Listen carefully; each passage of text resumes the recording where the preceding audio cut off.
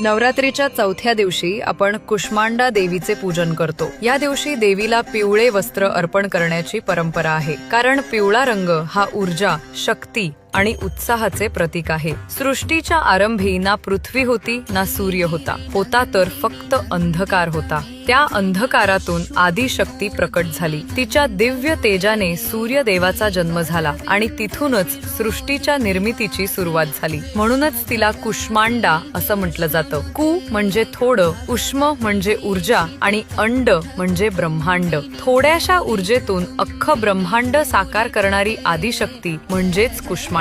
कुष्मांडेला अष्टभुजा असून तिच्या हातात कमंडल, धनुष्यबाण, गदा, चक्र, कमळ आणि अमृत कलश आहे आणि देवी सिंहावर आरूढ आहे। कुष्मांडा देवीची कृपा लाभल्यास रोगांचं निवारण होतं, दीर्घायुष्य लाभतं आणि जीवनात तेज, सुख आणि समृद्धी प्रकट होते।